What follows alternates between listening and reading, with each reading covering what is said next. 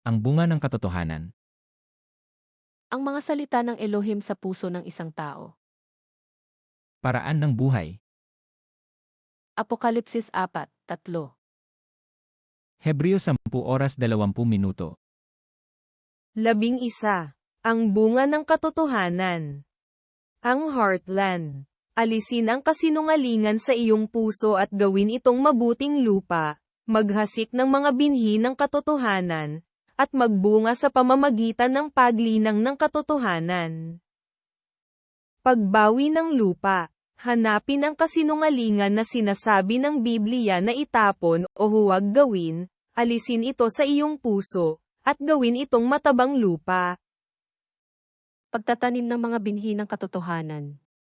Hanapin ang katotohanan na sinasabi ng Biblia na panatilihin, at itanim ang binhi ng katotohanan sa pusong bukid na gawa sa matabang lupa, linangin ito at magbunga ng katotohanan.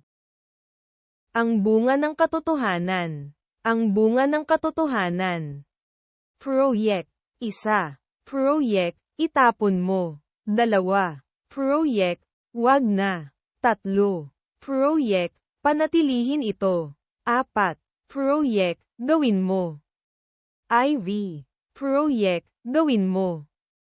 Alisin ang kasinungalingan sa iyong puso at gawin itong mabuting lupa. Paraan ng buhay. Apokalipsis 4:3. Hebreo 10:20. Unang Timoteo Kapitulo 4 Versikulo 15. Magsipag ka sa mga bagay na ito, tumalaga kang lubos sa mga ito, upang ang iyong pagkasulong ay mahayag sa lahat. Isagawa mo ang mga ito at lubos mong italaga rito ang iyong sarili upang makita ng lahat ang iyong pag-unlad. Unang Timoteo Kapitulo 4 Versikulo 16. Magingat ka sa iyong sarili at sa iyong turo. Manatili ka sa mga bagay na ito, sapagkat sa paggawa nito ay ang iyo ring sarili ang ililigtas mo at pati ng mga nagsisipakinig sa iyo. Maging maingat ka sa iyong pagkilos at pagtuturo. Patuloy mong isagawa ang mga bagay na ito upang maligtas ka pati ang mga nakikinig sa iyo.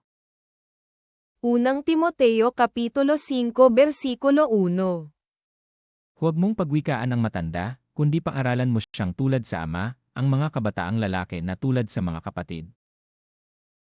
Mga pananagutan sa kapwa mananampalataya, huwag mong pagwiwikaan ang mga lalaking higit na matanda sa iyo, kundi pakiusapan mo silang tulad sa iyong ama. Ibilang mong kapatid ang mga kabataang lalaki. Unang Timoteo Kapitulo 5 Versikulo 2. Ang mga babaeng matatanda na tulad sa mga ina, at ang mga kabataang babae na tulad sa mga kapatid na babae sa buong kalinisan. Ituring mong ina ang matatandang babae, at pakitunguhan mo ng buong kalinisan ang mga kabataang babae na parang kapatid mo rin. Unang Timoteo Kapitulo 5 Versikulo 3.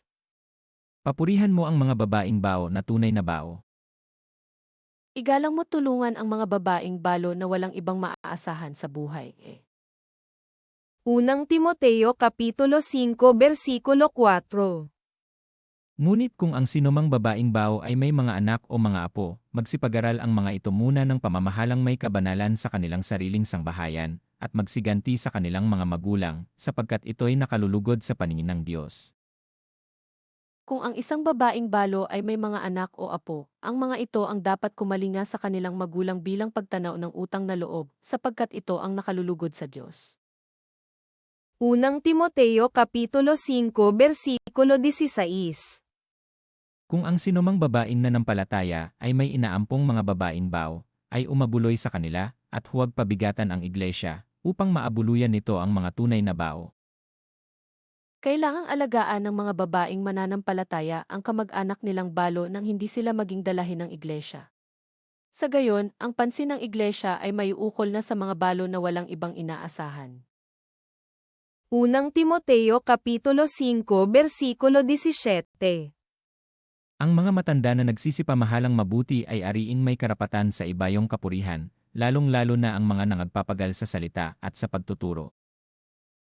Pag-ibayuhin ninyo ang ibinibigay sa matatandang, mahusay mamahala, lalo na yaong nangangaral at nagtuturo ng salita ng Diyos. Unang Timoteo Kapitulo 5 Bersikulo 20. Sila na mga nagkakasala ay paalalahanan mo sa harapan ng lahat upang ang iba na may mga takot. Pagsabihan mo sa harapan ng lahat ang sinumang ayaw tumigil sa paggawa ng masama para matakot ang iba. Unang Timoteo Kapitulo 5 Bersikulo 22. Huwag mong ipatong na madalian ang iyong mga kamay sa kanino man, ni huwag kang makaramay sa mga kasalanan ng iba, ingatan mong malinis ang iyong sarili. Huwag mong ipapatong agad ang iyong kamay sa sinuman upang bigyan ito ng kapangyarihang mamahala. Ingatan mong huwag masangkot sa kasalanan ng iba. Manatili kang walang dungis,